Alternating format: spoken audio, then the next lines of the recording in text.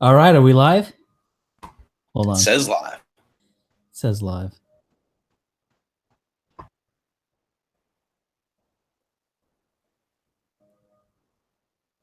Wait. I assume that means it's live. Oh yeah. Oh shit. We're live. Okay. Okay. Hello, everybody. I have a great friend on, a guy who goes way back. His name is Sean Last.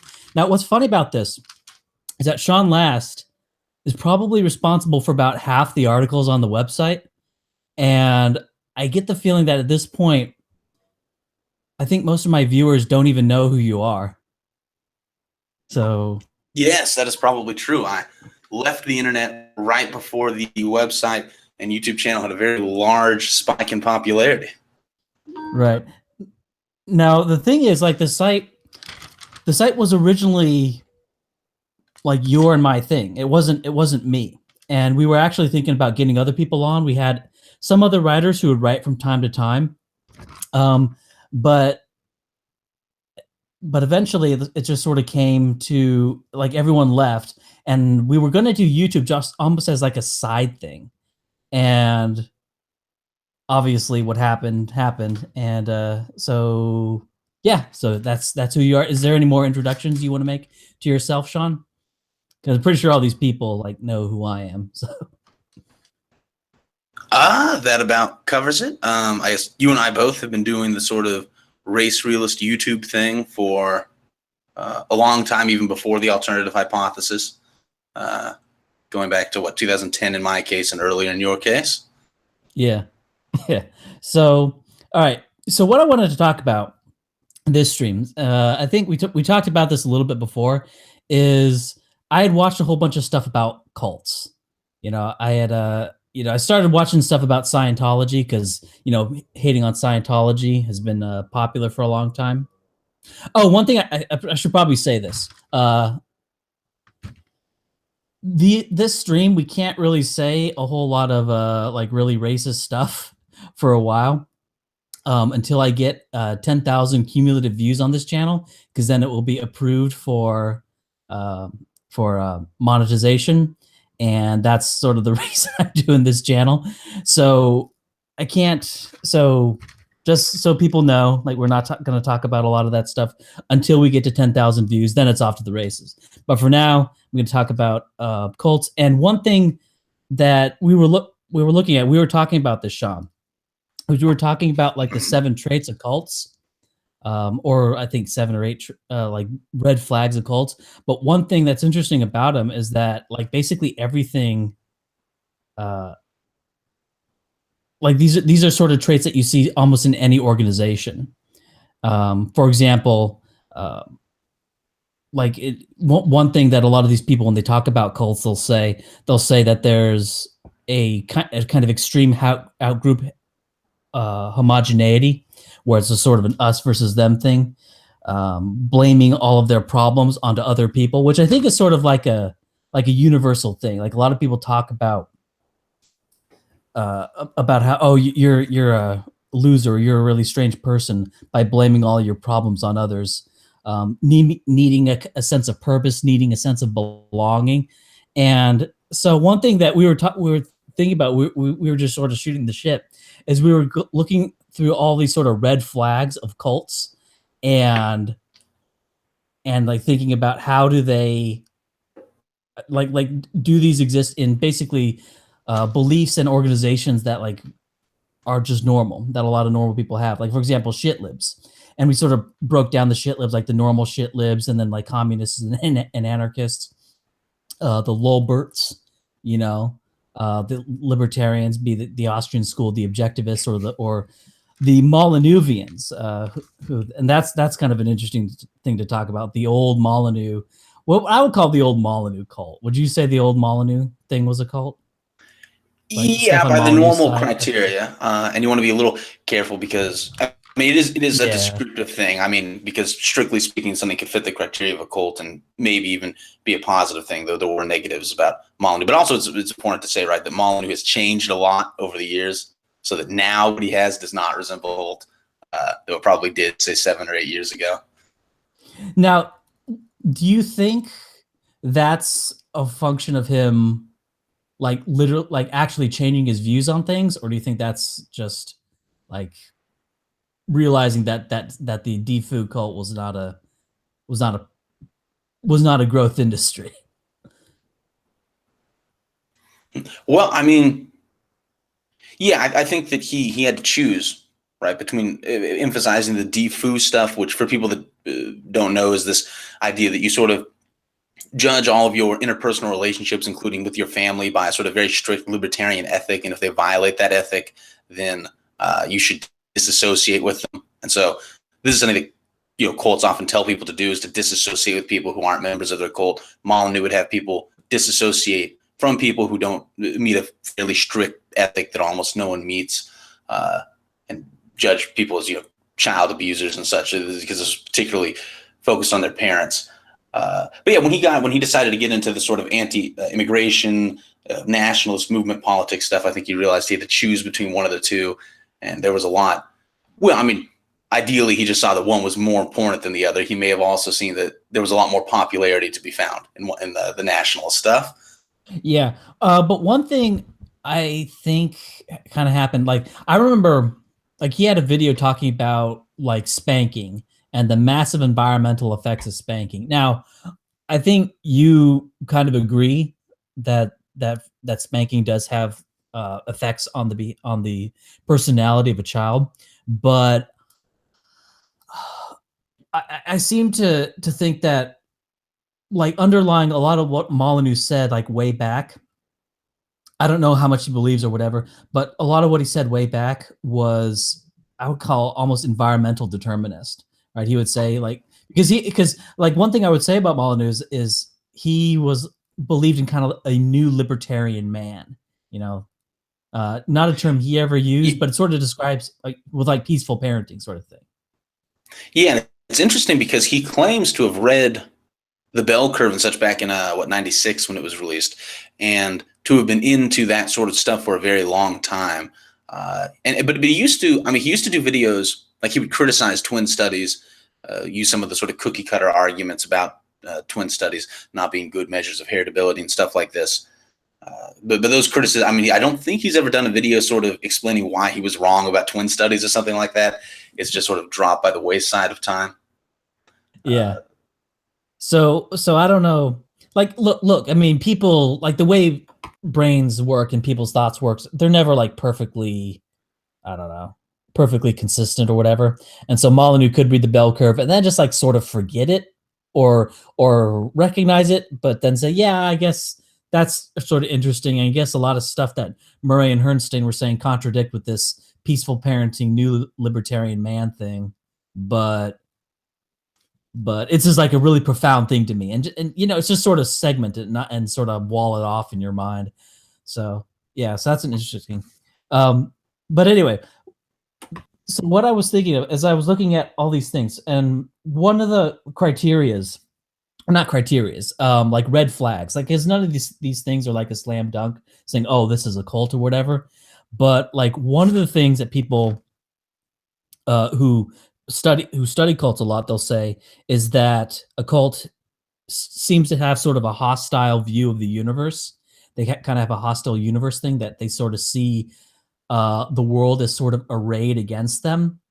And I was thinking about that, but I was also thinking, you know what, that's probably how you're going to see the world if you're a marginal view, not necessarily marginalized, not necessarily that you're actively marginalized, but if you're like a minor view, then it's more likely that you're going to see the world in a hostile way, simply because the way you think the world should be versus the way the world like actually is like a source of sort of constant aggression. And I'm thinking of two examples from my point of view. Like one is like when I was a libertarian, or I'm still kind of libertarian, but when I was more focused on libertarianism, you know, I would see like any like major state action as like, you know, constant, I guess, sort of low level aggression, but I would sort of see it that way.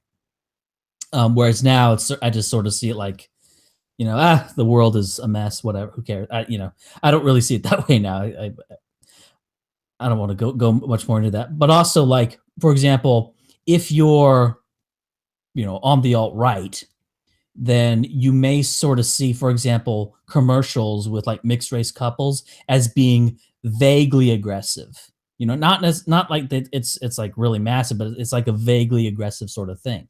And I think if you're, say like an anarchist, you may think having a boss as like a constant source of aggression against you. Um, so like the hostile universe thing that they say a lot about cults, that may just be a result of having marginal views. So yeah, and you see like the same thing among like religious or traditionalist people, right? They might see someone saying "Happy Holidays" or something like that as aggression. And I guess like one thing to say is this: like the same psychological phenomena can occur even if it's true, right? Nonetheless, the fact that you're like looking for it is something to be noted. And obviously, liberals do this to a degree that is noticed by everyone, right? Because they view just regular speech as microaggressions, but things to become just utterly hysterical about. Yeah. Well, like so it's a feature of cults, but also just of worldviews. Yeah, just of worldviews, but also like the term microaggression, like that's actually like people make fun of it, but I think it's actually like that's like any like let me put it this way, like a black person driving around like playing really really loud music, that's a microaggression. He's not just he's you laugh, but like why is he doing it? It's like when I used to think that's just how they are, like they're just kind of obnoxious and like uncourteous, but I've come to learn that they know what they're doing, and it's kind of an act of sort of racial puffery. And and it's not a huge deal, but it's a small deal, right? It's a small aggression. It's a sort of a microaggression. But anyway, okay, so the next thing, oh yeah, so what we're gonna do is we're gonna go through like these red flags of cults, and then we're gonna talk about like different ideologies and how and how they line up in these things. The other characteristic of cult is, or red flag, is authoritarian leadership. I don't think I need to explain that.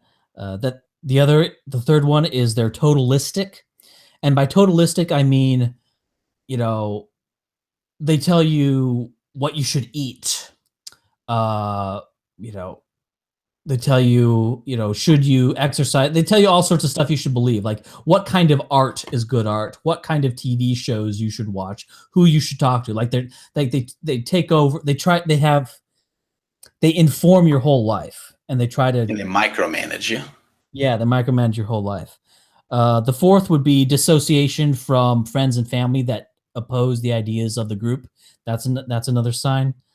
The fifth would be a belief in a great cataclysm, or an event that's going to radically change things from where they are now to where the teachings of the organization are much more relevant. For example, the Heaven's Gate cult, their great cataclysm was that the whole world was going to be recycled, and that the only way to escape this and basically the world was going to start over, and life was going to start over.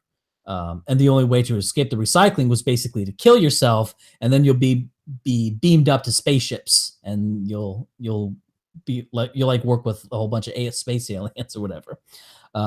But anyway, so yeah, there's a great cataclysm, or like the general strike, or the dictatorship of the proletariat, or racial holy war, or whatever.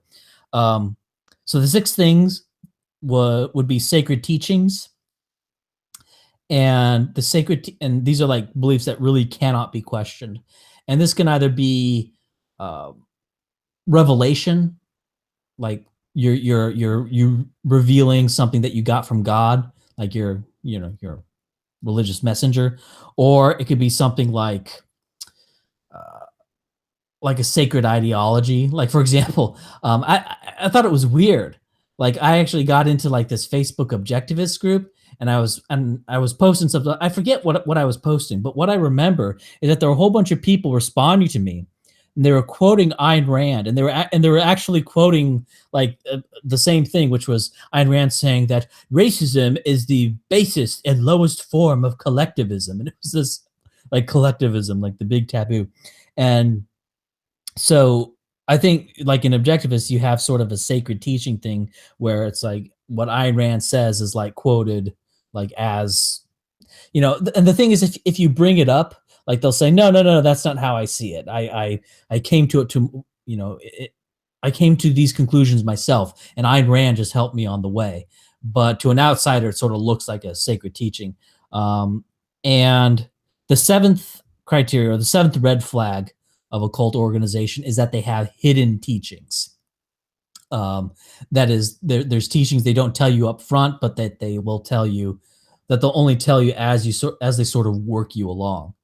And Sean, you were saying something about like how hidden teachings may just be like an inevitable thing if your views are like sufficiently heterodox.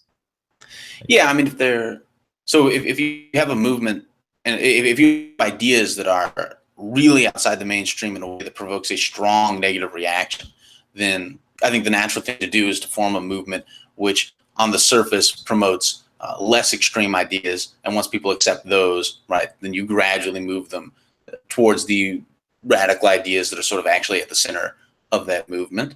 That seems probably like something that could just naturally emerge given just the way that these sort of things are structured. Right. And sort of given just like what they have to do. So I always look at these things and I always think of them like, how would, yeah, these are sort of red flags of, cults in the pejorative, but it's also just sort of things that a marginal movement may, have to do, or often, well, except for dissociation, that seems pretty bad and total. But anyway, so let's get into this. So let's talk about like the hostile universe. And let's think. So like shit libs have a view of a hostile universe. Right. Yeah, so it's everywhere because everything is structures of oppression, and people are constantly reinforcing those with like decisions about how to talk and things to buy and virtually everything you can imagine. I think shit libs like are abnormally strong in this sense for a political ideology, even though it is present in basically all political ideologies. The degree to which shit libs see the whole world as aggressing upon them is perhaps abnormal. Yeah. And one thing I would do is sort of in this rubric here, like I'm going to have shit libs and I'm going to say communists and anarchists are basically a subset of shit lib. Like I know like some people, no, they try to like, I think it's just special snowflake shit libbery is all that is. So I'm just going to group that in there. All right. Libertarians. Libertarians have a view of a hostile universe. And I would say, yes, but I think it's less so than shit libs. Like, yeah, I mean, it's more confined, right, to the state primarily, and maybe in some cases to big business. But they see, insofar as big business is in league with the state. Yeah, one thing the thing about libertarians is that they're not necessarily like, they don't view like, for example, gender roles as a form of oppression, or they don't view like, the inherent hierarchy in all human organizations as a source of oppression. But one thing I think sort of happens with libertarians is that they'll start off, like some of them will start off viewing sort of the state as this hostile entity and this bringer of like sort of oppressive chaos or whatever. But then what they do is they then sort of expand their view of oppression. Right. And I think this is like thick libertarianism. And then they start to drift. And I've seen this happen for a few people who started off as like Mises.org people and then ended up becoming like red anarchist types. It's a more robust conception of freedom. Yeah. And also they can expand their notion of what the state is, right? Because you get the gun in the room type people, especially in the Molyneux circle, but also elsewhere. But I guess you can actually start to see everyday people as aggressing against you. If you think that they actively, if you view them as people who actively just want to, enslave you, essentially. Right. Which some libertarians do. Yeah. Well, that's funny. Like, because I remember sort of towards the very end, sort of the last days of trying to like defend anarcho-capitalism, which, and I should sort of clarify here. It's not so much that I don't believe it could work. Maybe it could, maybe it couldn't. I think it would be I think you'd have to sort of implement it in an area and stages, and it would be tough to work out. But so I'm not necessarily like believe it wouldn't work. I just have sort of abandoned it, I'll say. I think that's the best way to describe it. But anyway, I remember way back in the day, there was a guy, Laughing Man, and me, and we were trying to argue with all these libertarians about the free rider problem of defense. And so what we eventually came up with was a was basically a defense due, right? Which was like a fee that people would have to pay in order to have legal services. And if they didn't pay this fee, then they would not be eligible for legal services, and they would be an outlaw, and anybody could basically kill them with no consequence, right? And it was funny because like there were a whole bunch of these gun in the room types, because you brought that up, as gun in the room types who were saying, well, that's a state, and that's an oppressive thing, and that's basically just a state. And we were saying, well, not really, because you don't have a monopoly on law. And so that's what I sort of began to realize over time, is that I had a very different conception of what the problem of the state was versus what these other people. Like I sort of feel like I was like a Catholic and there are Protestants and their interpretation of the Bible, and that I was like, yeah, the gun in the room, yeah, it's like a bad thing. You don't want to have too much force, but ultimately you're going to have some force to defend property rights. And so the thing is, I wasn't like a literalist. I wasn't an NAP literalist, I guess, versus all these people were like literalists. Like, no, you cannot use force ever, or not necessarily ever. Yeah, I mean, for the sort of circle of ANCAPs that we existed in, I think that the moral stuff, right, was dropped pretty quickly. And it became more like a matter of consequences and economic efficiency, which relates directly to the whole monopoly thing, right, and competition, but not so much a visceral problem with aggression, especially after, I don't know if you remember, but there was a time when we were going back and forth with left libertarians, and this point was emphasized very heavily, that in the same way that state action can feel viscerally like aggression, private property can also viscerally feel like aggression. And we all sort of like, that's true. And then some people went, therefore private property is bad. And then other people went, therefore maybe aggression's not so bad. Right. Yeah. Well, I don't know. I just sort of saw it as like a literalist versus, and I think, and I still think, reducing aggression is, all else being equal, an okay thing, Well, yeah, I don't think anyone's just pro-aggression for aggression's sake. Right. But anyway, so the hostile universe. So now we got the shit libs, we got the libertarians. How about how about alt-right? Does the alt-right see a hostile universe? Well, no, not at all. Not at all. The alt-right has successfully got society to come around. It does things. The society operates in the way the alt-right wants. There's no tension between the alt-right as a movement and the way society currently. I mean, essentially, the alt-right armed forces of the status quo. It's all fine. Yeah. So I think the alt-right would sort of see a hostile universe, and that everything is arrayed against them. Now, which sort of brings me into another thing, which is that sort of marginal groups sort of seeing the whole world as being arrayed against them may be a function of the whole world being arrayed against them. Well, although if you consider people who have mainstream views, and maybe we'll say that shit libs aren't quite mainstream, but even like Bill Kristol probably feels like the world is against him. Well, the world is against Bill Kristol. Yeah, at least Twitter is. I mean, not because of his political views, but just because he's kind of a piece of shit. Just because he is kind of like a shitty person, And I was thinking about this, and I was, and I think it's good. I think Bill Kristol getting the reception that he's gotten is very good, because there's a lot of people through a lot of history being concerned about anti-Semitism, and I think that Bill Kristol has shown that and I'm thinking that there's a lot of Republicans who look at Bill Kristol and they don't really conceptualize him as being a Jewish person. They conceptualize him as being his own person, and yet even without really either knowing he's Jewish or being sort of cognizant, it's not really salient in their mind that he's Jewish, they still hate him. They hate him for what he is. And for example, Charles Krauthammer, leadership of the Republican Party, not hated because they're Jewish, but hated because of the content of their character. And I think that's a very good step forward that we've made on that front. One thing, just as a side note about how shitty Bill Kristol is I was very surprised to find, listening to interviews of him and Charles Murray, Kristol talking about how he basically is a hereditarian on the issue of ethnic differences in intelligence, but nonetheless advocates for this. I mean, he has this weird hatred of sort of native white American people, and talks about how we need to bring in Hispanics and brown people to replace them so that we can have this is somehow like the American spirit or something like that.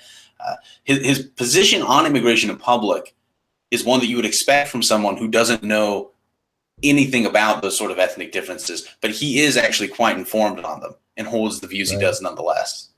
Yeah. It's sort of weird. It could just be like the compartmentalization of the brain, but I don't know. I just remember an article on National Review. I don't remember who wrote it, but it was basically talking about how like white working class neighborhoods are immoral because they're dependent on protection and stuff. So that's the sort of thing Bill Kristol says. Yeah, that was pretty epic. All right, so but I guess to relate that back to the cult thing though, is that people like neocons, the people that run the Democrat Party, like everyone I think does think the world is against them to some degree. Which I guess is probably true even for the people in the mainstream, right? Because no one ideology actually controls everything. So right. So yeah, it's a matter of degree, and part of it could just be like an accurate reflection of the world. If you're on the alt-right and you don't think the world is against you, there may be something wrong with you. Okay. Okay. So the next like red flag of cults, authoritarian leadership. So do shit libs have authoritarian leadership? Well, when we were talking about this before, I was saying that shit libs, I think, are fairly like decentralized in their leadership. It's a lot of really shitty people saying really shitty things. It's a lot of academics. It's a lot of Tumblr people. Like we were talking about libertarianism. You could point to, okay, you have like Hayek, you have Mises, you have Rothbard, you have Friedman. Like you could point to a handful of people that define that political ideology. We're talking about objectivism. Obviously, you could point to Ayn Rand, Marxism. You could talk about Lenin. You could talk about Marx. You could talk about Trotsky. But with shit libism in general, it's a fairly diffuse network of idiots. Right. So I think they're sort of unique among all these groups in that they don't have. There's nobody. Yeah. There's no one at the helm. It's just a fucking train going wherever. Yeah. So So they're a movement without thinkers. There we go. Perfect. Because obviously there are people like you have Paul Krugman or you have Noam Chomsky and. But Paul Krugman, they don't define shit libism, right? In the same way that like Rothbard defined anarcho-capitalism. Yeah, or even like Cenk Uygur, like sort of the public people, like who are the big shit lib? Like, I mean, Bill Maher, Cenk Uygur. I'm sure the chat has some ideas. Fortunately, I accidentally closed the window for the chat, so I'm actually. Oh, there it is. I got it back. What were we talking about? Authoritarian leaders? We were talking about authoritarian figures. Oh yeah, authoritarian leaders. Okay, now this is, I think, is a bit more interesting. Authoritarian leadership in the alt-right. Like, are there people whose words that like everyone hangs on in the alt-right? Because I think with the libertarians, it's sort of established that they are a little bit more that way. Right, with the objectivists, with the Austrians. I think it's funny with like Mises.org. It's sort of like homestarrunner.com. It's like homestarrunner.com. You have the name of the site, homestarrunner.com. And then, but like the reason you go to homestarrunner.com is for Strongbad emails. It's like Strongbad is like the main character of homestarrunner.com. And I think Mises.org is funny because like, yeah, it's called Mises.org, but you're really here for Rothbard. Like that's, that's like the guy. It's not this Jew, it's the other Jew. So is someone in the? Oh, sorry. Go ahead. No, go ahead. Is someone in the chat saying something? Yeah, someone in the chat brought up John Oliver and those type of talk shows, and that's actually probably a pretty good example because John Oliver does generate a lot of things that are just like then copied by huge numbers of liberals. Right. So yeah, John Oliver is probably more meaningful. What a sad thing, though. John Oliver is the fucking intellectual head of a political movement. Yeah, yeah. Paul Krugman, like literally who? So yeah. So for the alt right, like I'm thinking, like who are like the like the thought leaders of the alt right? There are people. There are obviously people that have the most influence, but I don't, and maybe this is just bias, but I don't think that there are people who they're saying something would be an argument for it being true, right? Like, I don't think, maybe I'm wrong, but I don't think someone would use the fact that Richard Spencer or Mike Enoch or something like that said something as evidence that, okay, clearly this is then true, in the way that an objectivist would just quote Ayn Rand. Right. Yeah. Now the thing is, people will link alt type articles like that. They'll do that a lot. And we could say, well, no, they're not. Now, see, this is sort of the interesting thing because it's like an objectivist will say, no, I'm quoting Ayn Rand because Ayn Rand is just making such a good argument and just argued the argument, right? And someone will say, well, no, here's an article here on poverty and crime or whatever. Just argue the argument. It's not necessarily that it comes from these people, but and so they'll say what the objectivist will say. I think there's a difference in that, it's sort of in our defense. There's a difference in that our articles have citations, whereas Ayn Rand, is just sort of, what some barbiturate using Russian happened to say. So I would say that there is sort of a difference there. Yeah, no one says that like there's a weak longitudinal relationship between changes in national poverty and national crime because this article on the alternative hypothesis says so. Like that would be bizarre. Right. Or better yet, they'll cite one of your articles and say, this is true because Ryan says so, or something. Well, yeah. Or like, oh yeah, or like Kraut attacking one of your articles and saying, and like, I don't know. Well, I think in his fairness, like he said, the alternative hypothesis wrote this article, and then he was like, and he had like clips of me talking, and then said so he was clearly like implying that I wrote the article. Maybe he thought I did. Maybe he didn't scroll up to look at the author of the article. But it was kind of funny that I'm like here, like, okay, like defending all your articles. Yes, that was something. That was by far the most attention that any article of mine ever got. Yes. And there was a big discussion about it, and I was not part of it. That was something. The author of the article was not part of it. But you existed through me, so that's good enough, right? Okay. Sure. Sure. So right, I guess I'm trying to think like who are the well, we could also talk about you could apply the same sort of thing to religious things, right? And in those cases, in most cases, there's obviously an authority figure, right? Sure. Muhammad, Jesus, Buddha, but those guys are all supposedly dead. Well, yes, they are all dead, but they all started off as things we might call cults, right?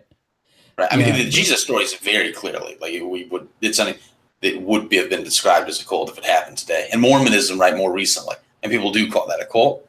Or at least they did until very recently. Yeah, although Mormonism is fantastic cult.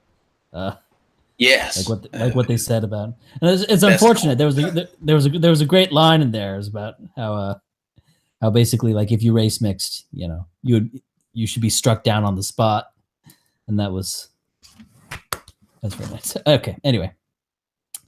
Okay, so next criteria would be like totalism.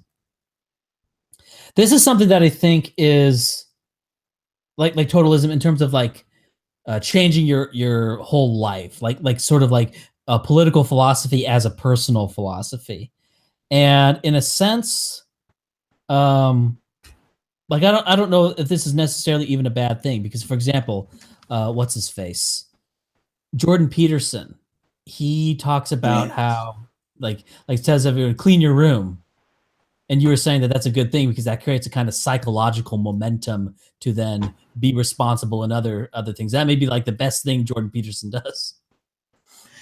Yeah, I mean, most of the content Jordan Peterson actually releases is more self-help stuff rather than explicitly political stuff. Although he sort of ties in his self-help philosophy with his political philosophy. But yeah, I mean, like most of the self-help, not all of it, but most of the self-help stuff he says is reasonable self-help stuff. Right. Yeah. Now, the thing about, I would say that the shit libs are very totalistic in this regard. And that, like, let me put it this way, like vegetarianism, is that a political thing? Is that like, it like not technically, but it kind of is. Like shit libs are vegetarians, for example. Or, shit libs say don't, don't man spit on the more extreme end of the spectrum, the more SJW types. Yeah, and I mean, obviously, like there are clothing styles you associate with shit libism, hairstyles, even a particular kind of glasses. Yeah, kind of bad looking glasses. I thought it was funny. Like I had like a picture of like for like a. Actually, I shouldn't say this. Never mind. Talking about something we did during the election. Anyway, so yeah. But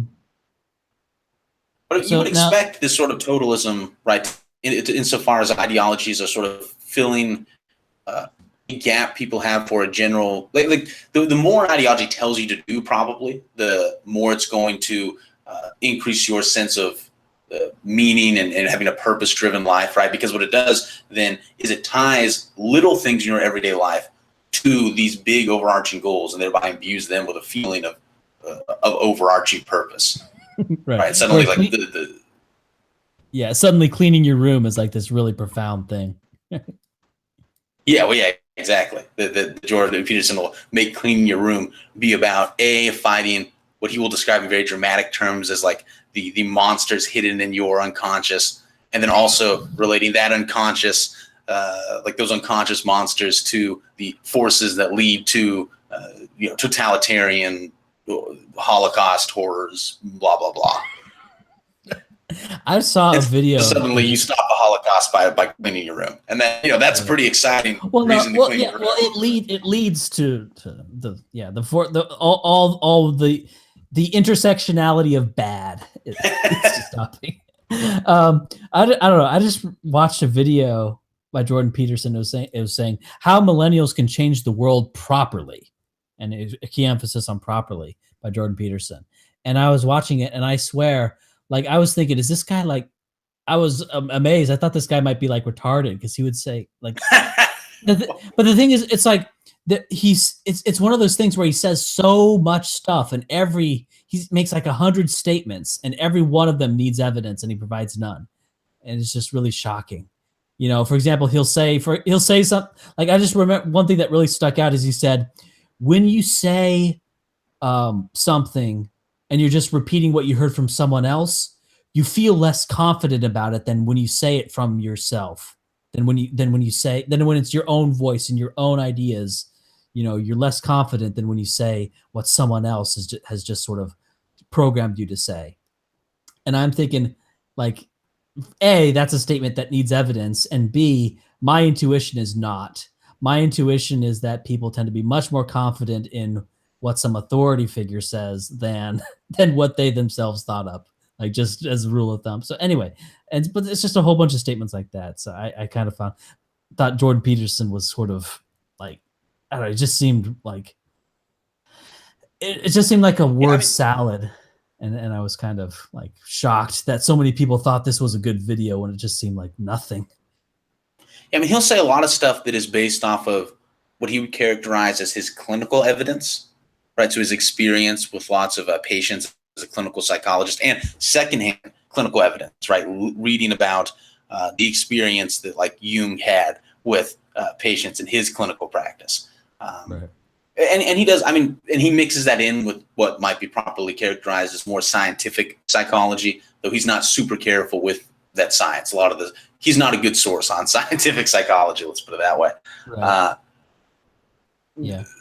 So it's like a mix of epistemic standards, but also, I mean, he does provide as much information as he needs to, clearly, right? Because he's been extremely successful using the epistemic standard he has. Oh yeah. Yeah, I mean, if you look at what Jordan Peterson does in terms of advancing his ideas onto others, like you can't really argue with his results. Um, okay, so for the totalistic thing, I'm sort of looking at it. I'm basically, as I do this, I'm starting to realize I'm really only interested in three groups: shit libs, libertarians, and the alt right. I'm really not that interested in like conservatives and like Merkin conservatives. I guess we sort of skipped over those people.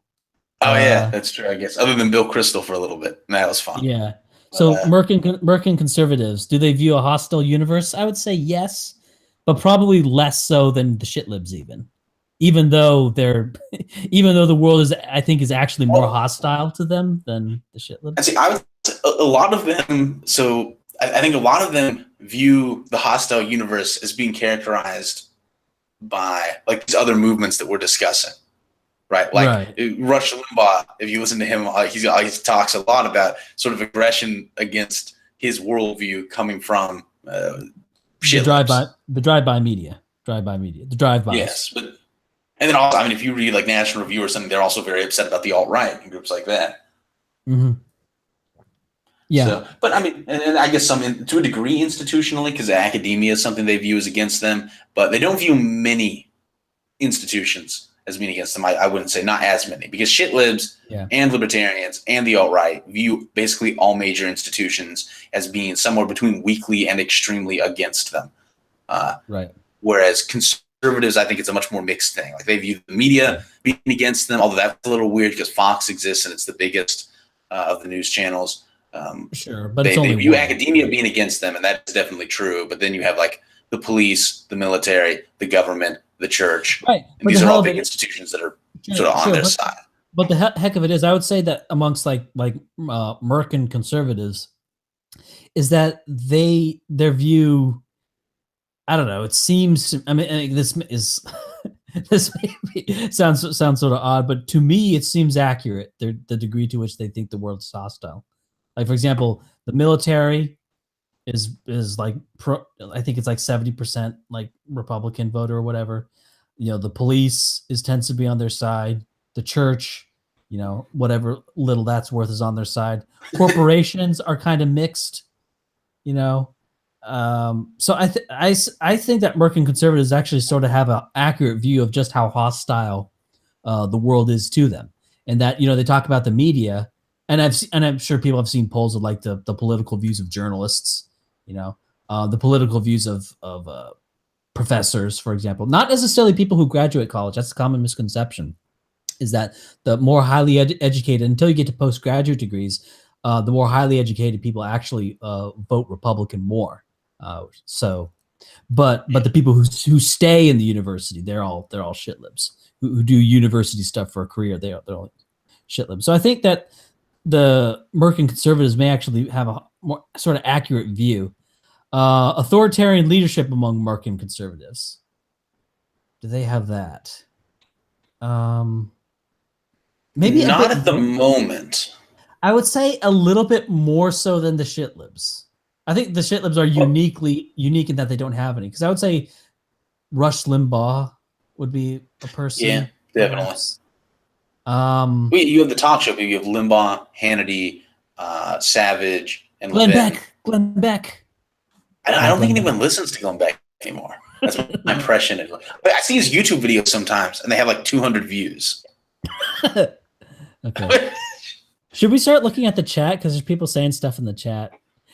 See, I have a problem. Like, normally when I go onto these streams, like the person hosting looks at the chat and asks questions in the chat, and I just focus on the stream. But since I'm like actually hosting, you're the host. Yeah, I guess maybe I guess it's my job to actually look at the chat now or something. So I don't know. Buckley used to be a big guy in conservatism. Obviously, he died. So he's did Buckley? He kicked out like Buchanan and Jared Taylor out of like the Cool Kids Club, right? Yeah, I mean in the '60s, the National Review was. I mean, several times, but the first time in the 60s, they were involved in pushing racists out of the right, pushing all in the order good to guys better out. their image so that they could get things done that they wanted to get done. Yeah. Are the Merkin conservatives totalistic? No, I would say that they are like the least totalistic. Um, there's a little bit there's like correlates with it, but I think especially today, like they're perfectly happy to have like Milo the dangerous faggot sort of thing. So yeah, like conservatives tend to be going to church and stuff, and so there's sort of an intersectionality there. But I think that's just sort of how it is. It's not necessarily even. Yeah, I mean, I think they're almost like they're in league, somewhat with in league. That's a weird way to say it. They are similar to libertarians in this respect that they are like anti-totalist by nature to a degree. Right. Yeah. They have an attitude of, to some degree, just like do what you want. It's fine. Right. Although I guess maybe like it's very weak. The totalism. Yeah, because there are things you can do to signal, right? Like I guess you can have a gun. Yeah, you can like shoot guns and eat a lot of bacon or something like that. But yeah, it's kind of tongue in cheek. So yeah, it's kind of like a meme. It's kind of like America World Police sort of thing. So yeah, I would say that libertarians and conservatives or American conservatives are very weak on the totalism. Alt-right on totalism. You know what? I think that depends a lot. I think it's a very mixed bag in the alt-right and totalism. Like I think, for example, I think like, well, like we're talking about before, there's one group that is increasingly concerned with like health related stuff and tying that to alt-right ideology in some way, and so that's a little more totalistic. Which I mean, that's like unambiguously a good thing. Yeah. It's not that total is not necessarily a bad thing. If it's it's like I followed this cult and it caused me to lose 30 pounds and work out and I cured my diabetes, and then some psychologist comes in and goes, "Oh gosh, you were in a cult. Let's deprogram you. Here, have a donut." Or something. Yeah, so, and most psychologists actually write about cults. Go out of their way to emphasize that a cult is a descriptive term and it can be good or bad depending on the particulars of the cult, which is different, I guess, than how most people would use the term or intuitively. Use it. Yeah, because I think when most people think of a cult, like the public thinks of a cult, they think of the beliefs. Like for example, like when a psychologist looks at a cult, they're looking at all of like sort of psychological processes of like belonging to a group, how the group influences your beliefs, and all these sort of elements of like group dynamics. Whereas the average person looks at a cult and they'll say, "You believe in Xenu?" And that's the crazy thing about it, right? They're looking at sort of the actual beliefs of it. And whereas I think the psychology, if you just sort of look at it from a psychological standpoint, you tend to be a lot like, oh, what they're doing here looks a lot like Christianity. What they're doing here looks a lot like a lot of other, what we consider normal things. There's also a group of people in the alt-right that advocate for very sort of traditionalist social norms, right? And that's going to dictate how you do things in terms of your career, in terms of possibly your higher education, definitely in terms of how many children you have, when, the kind of person you marry, and that sort of thing. And so that maybe is a little more totalistic. Those prescriptions, those, unlike the health thing, that is not unambiguously good. Like, a lot of those prescriptions are dumb or bad, but dumb. Yeah. So yeah, I think it's a very mixed bag. I think perhaps like on I guess sort of the TRS people, like the only real sort of stuff they say is like lift or something, or lift and don't be, they've done things before on don't smoke weed. Yeah, that's good. Yeah. So that's I guess one thing. Because weed is bad. So, all right. So what else? I think we can move on to dissociation. Yeah, I mean, shit libs are definitely the most totalistic, like more so than the average alt-righter is, we'll say. Yeah, I'm thinking. So I'm thinking like of the sort of the four. I guess I would say three, maybe four, kind of alt right subgroups. One would be the TRS types, the Ameren types, then like the 1.0 blood in the face types, and those are the three main types. And then I would say there's arguably a fourth type, which are like literally terrorists, like Adam Waffen, Iron March people. Uh, so and I would say, but the thing is, I don't know. But then I'm looking at sort of the question of totalism. I don't think you could say, oh, the TRS types are more totalistic than the Ameren types. I think it's like the question of totalism within the alt right is actually like traditionalism, and then like sort of the Luftwaffe, as they call it, uh, and that's not necessarily part of any one of these sort of stylistic subgroups of the alt right or ideological subgroups of the alt right. Anyway, Yeah, okay. Well, actually, one thing we would be remiss if we didn't mention in terms of the totalism thing is in terms of appearance, there obviously very famously is an alt-right haircut. oh yeah, that's true. The Richard Spencer, yes. Uh, okay, so then someone is saying TDS, the Daily Stormer types. I would say like with the Daily Stormer, I think the Daily Stormer is sort of like somewhere between the TRS types and the blood and the face types or 1.0 types. And I think that Daily Stormer is increasingly moving more towards the TRS. Yeah, it's moving with time. Yeah, and England dropped all the a lot of the Nazi stuff and has like George Washington, which is good because George Washington was a nationalist, and that's so that puts a smile on my face. Yeah, I mean, from an optics cuck perspective, it turns out George Washington has a higher favorability rating than Hitler does. So, cuck. All right. No. Dissociation. Okay, this is where I think shitlibs are way bigger than anyone else on dissociation. I think we can sort of agree on that. Yeah, I mean, empirical evidence backs that up too. If you look at surveys looking at the frequency with which people, unfriend people, disassociative people, friends, family members, shitlibs do it the most over politics.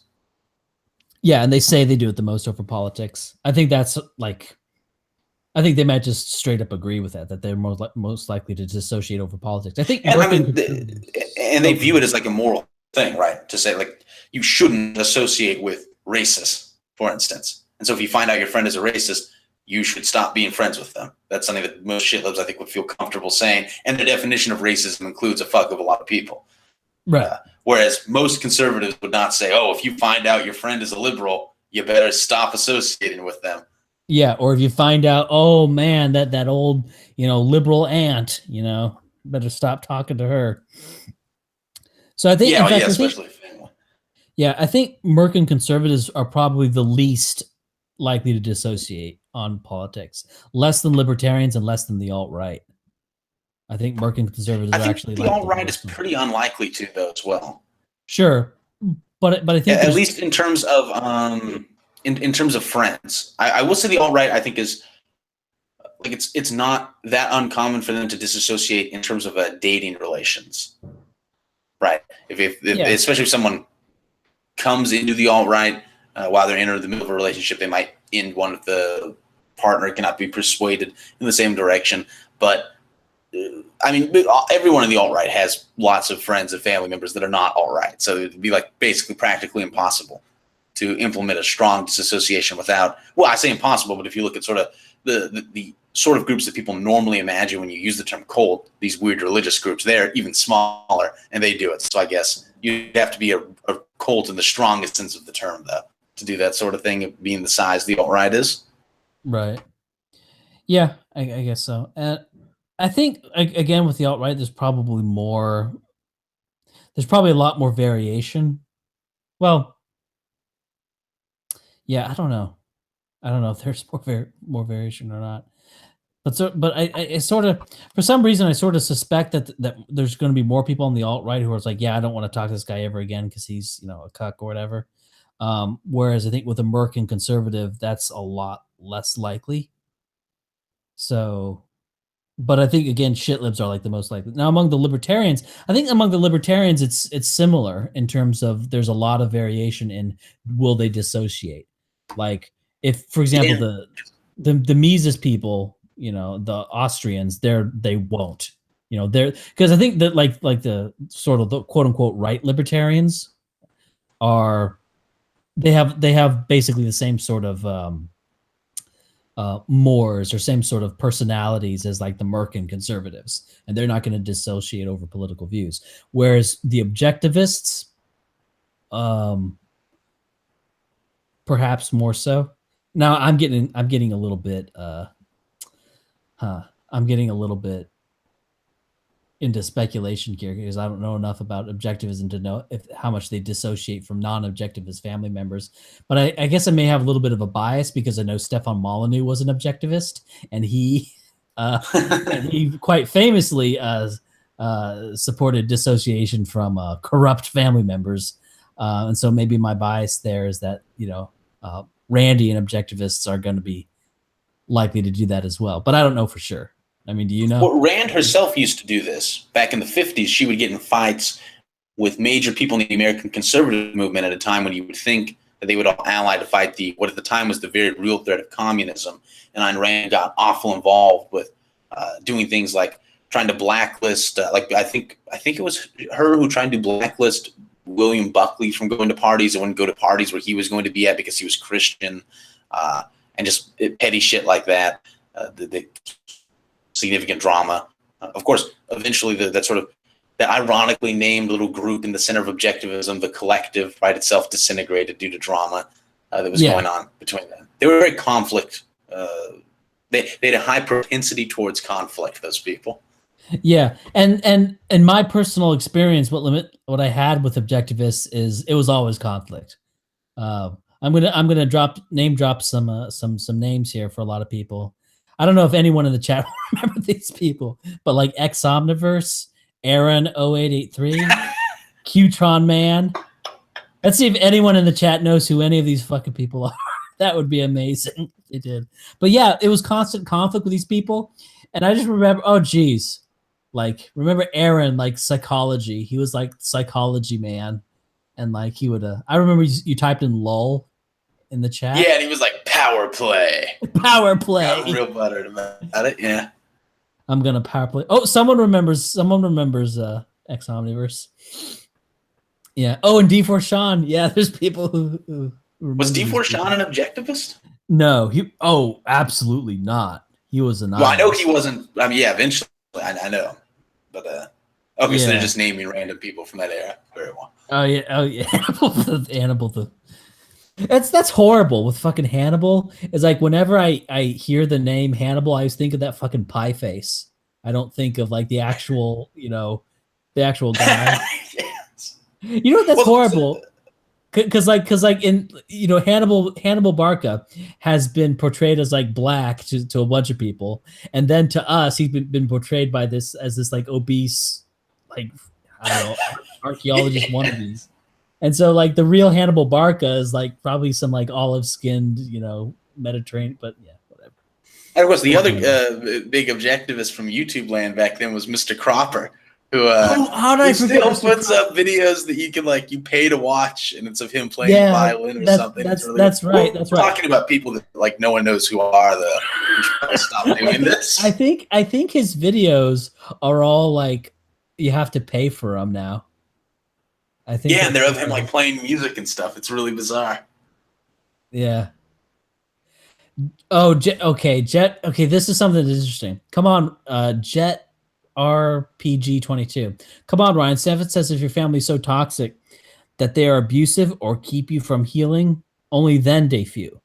He says for most of and we know that this is kind of like not okay, true. But what does abusive mean? Right? The point is he has a very broad notion of abuse that includes the vast majority of parents. Right. That's something. Again, and to be fair, he has gotten his notion of abuse has gotten more normal with time. Right.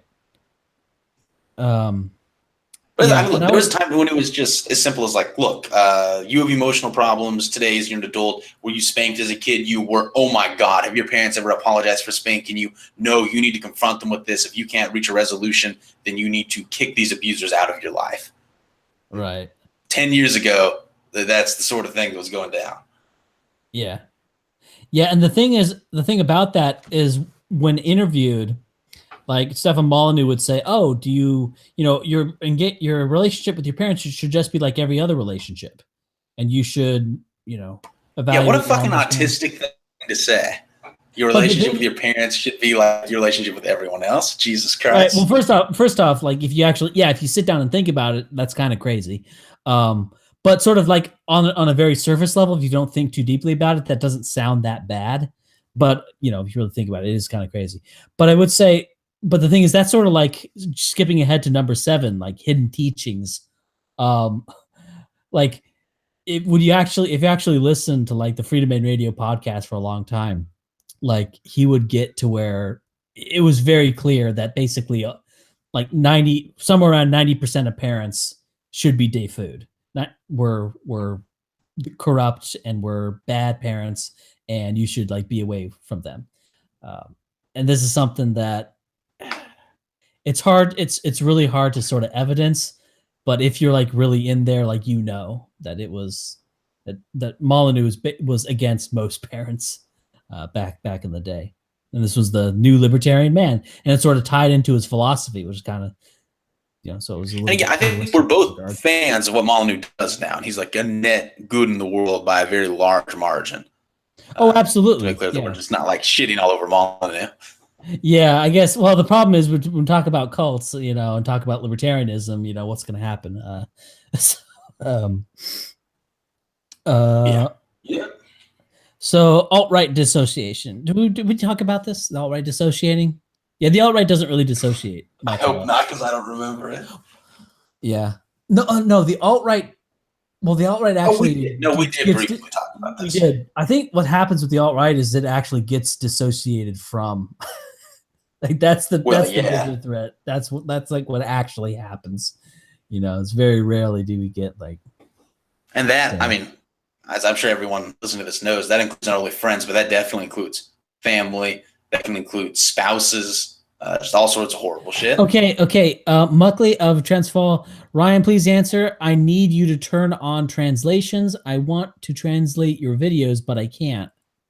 I don't know how to do that. Muckley of Trisfall. Okay, I'll PM you after this stream on YouTube, and you have to go to like your. It's a pain in the butt to get to your personal messages on YouTube nowadays, but I'll actually send you a personal message, and then we can do an email thing and figure out how to set that up.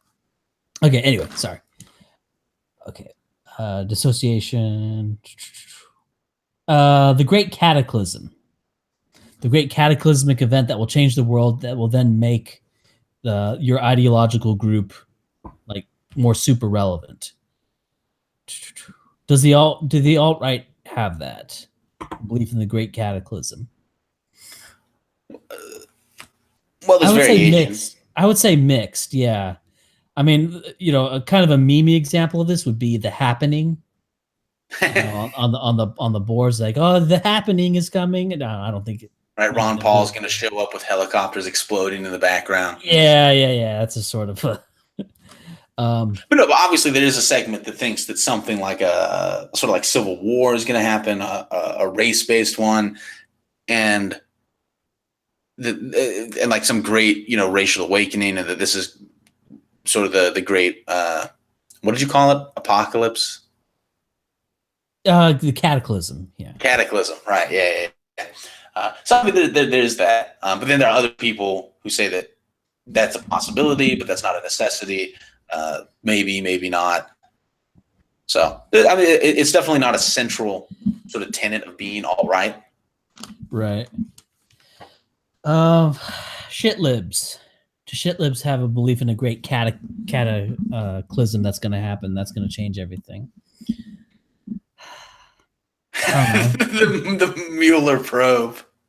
Yeah, that's gonna drop Trump, and then everything is gonna be. If they believe that, global warming. I don't. I don't know. Maybe brown America. Sure, some of them. Sure, but that's like a gradual change or whatever. Yeah, that's true. It's not. Uh, yeah, and Yeah, I don't that's think what. so. Yeah, that's Communism. what. Yeah, with communism, they clearly do have the cataclysm, which is the dictatorship, the proletariat, and all that. Basically, the Soviet Union was supposed to be the great cataclysm that ushered in global communism, but and with the But anarchists, sadly, they didn't do real communism. Yet right, to be tried. yet to be tried. Well, no, it was like real communism when it looked like it was working. But yeah. So, and the anarchists, the general strike, but who cares? What anarcho-capitalists obviously do, like the dissolution of the state. Yeah. Well, maybe. I mean, some of them are Libertarians like, generally. yeah, I think there was a group that was more like, what will happen is we'll just create all of these, you know, economic activities that the state can't really control, and over time, it'll just sort of replace all action, and the state will just become an The increasingly agorists. smaller thing. Yeah, that was not cataclysm. That was more, it was kind of gradual. It's just sort of Yeah, like, but there's also the whole, the Fed can't go on forever, the economic collapse, and from that yeah, rubble, that's the libertarianism cataclysm. will emerge. Yeah, yeah, that's right. When's the collapse of the dollar coming? I remember. That's so amazing. Back in like Next 2010. year at any given point. Yeah, like we're literally walking on air right now. The bottom's about to fall out for the dollar. And I was thinking it was funny. I think for like I I think I remember talking to you about how like I was saying like there's no way you can keep spending money like this, forever and ever, and just continue to like fund debt with debt and constantly expand the money supply. And then you said like something like, "Why not?" Like, "Well, sure you can." Like they just do it. And I was like, and I think I thought about it for a second. I thought, maybe you can, maybe you can't just go on forever.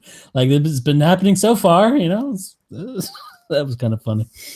Um, Yeah, I mean, so that cataclysm is not coming.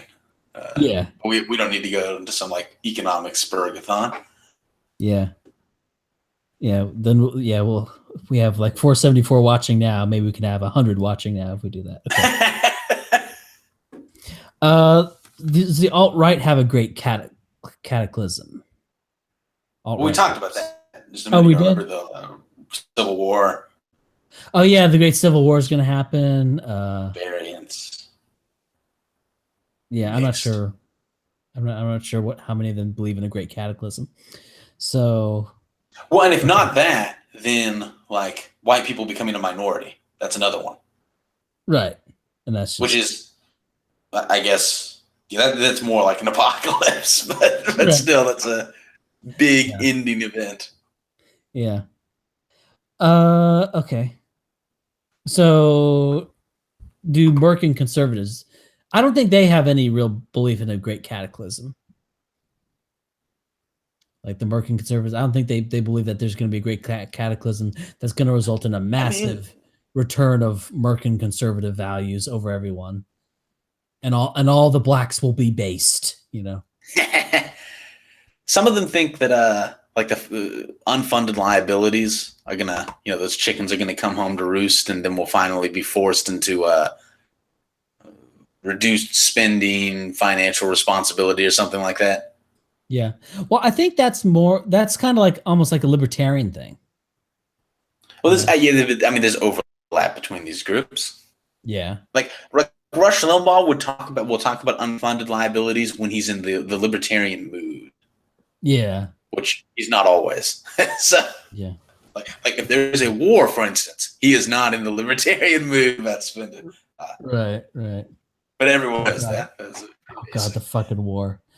I just remember like listening to the radio, listening to fucking Hugh Hewitt, and he was talking about how like the Republicans should cut deals with the Democrats to maintain for like on just about everything in order to maintain funding for the war. Like like basically the Republicans should mortgage everything else to win this war. It's that important. It's a pivotal point in history. That was Hugh Hewitt back in the day. Yeah, he's a Uh, piece of shit. Was then, is now. Personality stable across the lifespan. Yeah. Personalities are difficult to change. Okay. Sacred teachings.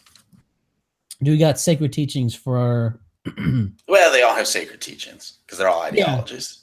They're all ideologies, but the question is sort of like how sacred. Like, but the thing about like with the shit libs, like what would be like the equivalent of like they have like their stuff is vague. I would say they have like sacred attitudes more than sacred like propositions. Yeah, I think it's so bad that they don't even rise. I mean, for example, Martin Luther King's speeches may be like that may be like a sacred text right there. It's Martin Luther King's speeches. Yeah, black people had dreams. It's fucking yeah, like they had dreams and holding hands in a rainbow or something. But yeah, it's like maybe a belief in enough of a network of beliefs, right? About racial oppression, sex oppression. Right. It's funny. It's funny because I can sort of describe the oppression narrative, but I can't say who it came from.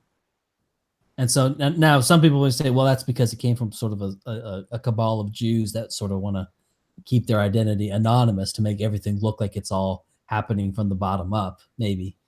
Okay, that's not much of a mechanistic explanation of how the beliefs got out there. Right. Well, yeah, it's just a bunch of Jews. I mean, you had there was that paper. What is it? It's like the white knapsack or something stupid like that described white privilege. That was an important paper, I guess. But like, there's nothing. Like, let me put it this way: there's nothing like man, economy, and state, for example, or no, there's not. Or Das Kapital, or one way of thinking about it is that if you showed that that Das Kapital was wrong, you would show that Marxism is wrong. If you show that man, economy, and state is wrong, then Rothbardian anarcho-capitalism would be wrong. If Ayn Rand's works were wrong, then objectivism would be wrong. Now, I'll tell you this. If you show that Martin Luther... Who cares? Yeah. Nobody cares. Paul Krugman might not even care. What would Martin Luther King being wrong even mean, though? Because most of his stuff was like prescriptive religious shit, right? Well, Martin Luther King said, I have a dream that all men are created equal. He said, oh, well, there you go. There's a problem right there. Oh, well, yeah, I suppose that's true. Or you could say, okay, what are we talking about? That's a fucking sacred belief, right? Is the innate equality of groups. Right, but and Martin sort of appealed to that. Or Martin could say, I dream of a day when we judge people not by the color of their skin, but by the content of their character, and say, oh, spoiler for you, Martin, they always were judging by the content of character. You could say that, and and that would, I think that would kind of disrupt the sort of oppression narrative. Although there are liberals, like there are liberal people, like Steven Pinker, for instance, who will really try to say that equality stuff is all about how you, it's moral stuff that is somehow entirely divorced from descriptive reality, which is a weird thing. But there are some liberals who try to do that, who try to make their sacred beliefs things that can never be falsified by any way empirical reality could manifest. Right. I mean, you could say like that sounds plausible as a first move, especially to dumb people, but to actually argue that the prescription that you should treat people equally is true regardless of how different people actually are is a very hard notion to defend. Right. And even if you say, well, they're not equal in any of the traits, but they're equal in like a moral sense. And at first glance, that may sound nice, but when you actually break down, okay, so this guy like stole stuff and like is shiftless and like leeches off of other people. Is he the moral equivalent of someone who's self-sufficient and like, helps the community? And like, no, like, so they're not morally equal. So, I mean, so like when you actually break it down, like even the idea of moral equality becomes absurd and also kind of monstrous because you'd end up having to say, oh, behaving this way and behaving that way has nothing to do, there's no moral difference there, or your moral value is not tied to your behavior. Right. Yeah, exactly. Yeah. So which so I is a very guess weird way to think about moral value. you're right. Like one human, one unit of moral value. Just case closed. Um, so yes, so I think like every group obviously has the sacred teachings, but yeah, And you might I think with also the shit ask, libs, like, they're if less. There's less central pillars. We'll say for the shit libs. but I would say they score very highly in sort of, you might ask, how mad do people get when you question those sacred things, right? Yes. And that, I feel like shit libs lose their mind, just Right. completely lose it. Whereas in libertarianism, like if you are in libertarian circles, I mean, well, it's a difference. For one thing, like autistic rage is different than just like moral hysteria from shit libs in Sure. like its tone. But also, I think it's lesser, right? Especially more moderate libertarians and in the alt right. I think it's like, it definitely exists, but it is lesser. Yeah. I would say like among libertarians, simply because sort of the sort of autistic-y personality that when someone is questioning something, their immediate reaction is to sort of look at it like almost like, hey, your propeller on your model airplane is off a little bit over here. Right. They sort of look at it like that. And like maybe go, well, let me see here. Maybe you're right. Maybe it is off. Right. It's not like they're not, whereas, with a shit lib, when something that they believe is being questioned, they look at it like the moral value of their model airplane is being questioned or something. People listening to this may be starting to get the feeling that we dislike shit libs more than these other groups. Do you think maybe the I term think shit that's lib? starting to come off. Do you think maybe calling them shit liberals is might be a little bit of giveaway? I I hope mean, that becomes like a common term. That would be great if it that was like feels a like, common. well, sadly, I haven't been like writing down what we've been saying in a spreadsheet, but it sounds like what we're doing in every case is sort of being like, yes, this is a common feature to all groups, but especially the shit libs. Especially the people we disagree with the most. We're just objective observers here, coming to these conclusions here, by the way. But I really hope that shit lib becomes just like a normal term. That like it's not even like a slur. It's just like, yeah, you got the classical liberals and then you have the shit liberals. And like they're literally shit liberals because they're trying to bring in like people who are more likely to shit on the street. So you can actually anyway, whatever. Um so sacred teachings in the alt right. Does that exist? Like is there any, Yeah. I don't know, are there writings of the great Mike Enoch that you could say, these are wrong, therefore it's all wrong? Well, maybe not specific writings, but there's certain ideas, right? Like that white people should have a right to have white countries and preserve their culture if they choose to. Right. Now, I think when people question that, there may be a bit of kind of that moral outrage for the alt right, um, if that's questioned, and it's not necessarily like a technical question. It's like, oh, what do you mean we don't have a right to exist? I want to hear that point of view.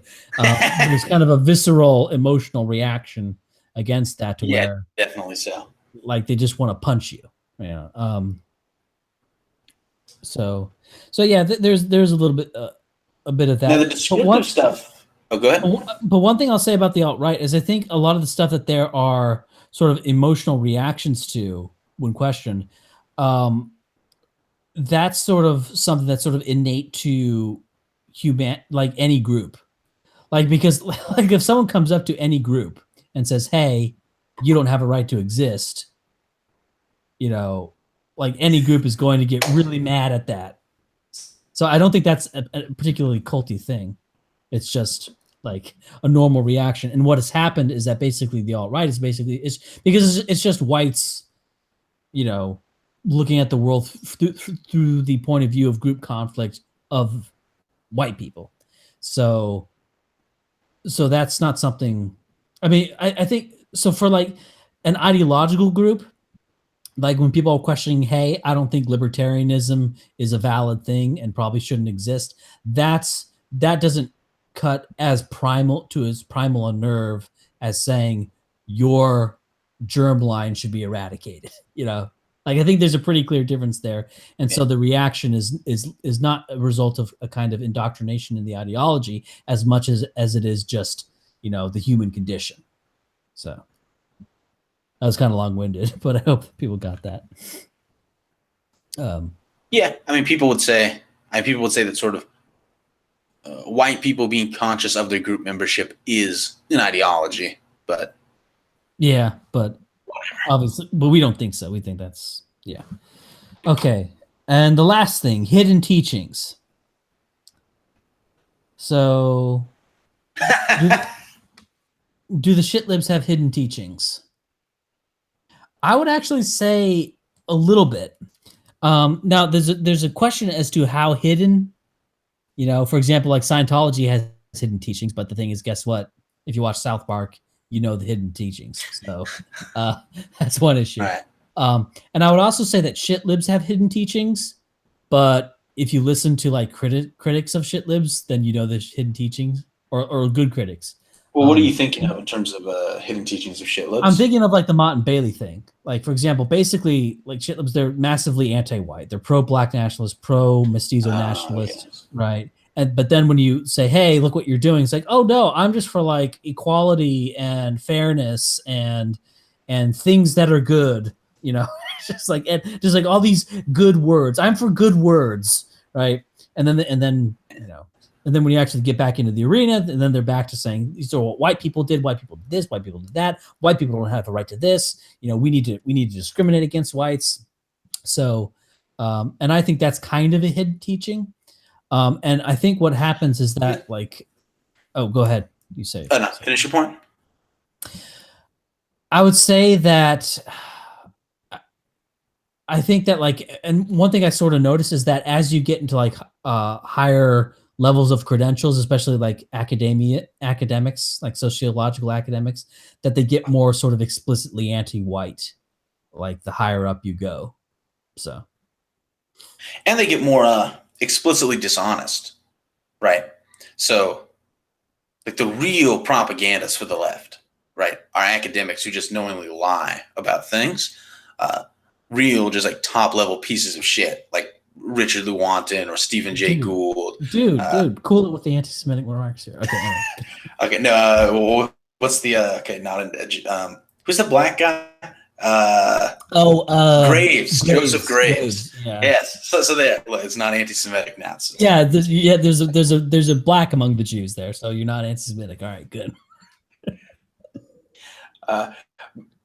But anyway, but yeah, they I don't know what you would call it, hidden teachings. Like, is a hidden, but their arguments are just like fraudulent to a shocking degree, or at least it shocked me when looking into that stuff very closely. I wouldn't say that's not a hidden teaching in the way people talk about it. Like, for example, like the idea is that you come into, you know what it, I think we explained it previously. So, well, it depends on what you think they really think. And I don't really know what they really think, but there's a chance that what they really think is that, like, there's a chance that a lot of especially, let's say, shitlib academics who are themselves not European, right? There's a chance that that like a secret teaching is they believe in race realism, and they just realize that its public acceptance is not in their interest. Right. Right. Which is the other possibility is they think that the truth is too complicated, and so they're lying in order to simplify it for the public. That might be. I mean, I don't know. We'd have to get into like a very long discussion about the exact nature of the lies going on. Yeah. But I think another example of a hidden truth was there was this thing. There was this kind of boring debate between Ted Cruz and Bernie Sanders about. I think it was about healthcare. They've done a few of these debates, but in any case, Bernie Sanders kept going on this thing about how, like, we're going to give everyone like a college degree and then like a mansion and a Lamborghini, and we're going to pay for it by taxing hedge fund managers. And Cruz kept pointing out that was not just possible accounting wise. There just wasn't enough money in the hedge fund managers and the 1% and all this sort of thing. And then a fellow from a Scandinavian country that Sanders praises got up, explained that in his country they taxed everyone quite a lot.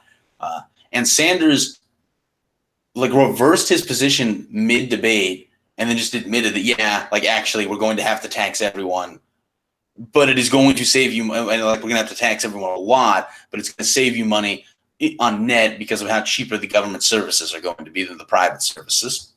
Right. So that maybe is an example of a hidden truth, sort of. I mean, again, it's not super hidden. You just have to actually significantly look into the ideology. It's just not what they tell the public at like the most shallow level. Right. Yeah, I would say that's not really what I think people are talking about when they talk about like the hidden teachings. Like for example, what they're talking about like stuff that they don't tell you until you're 3 months into the group, for example.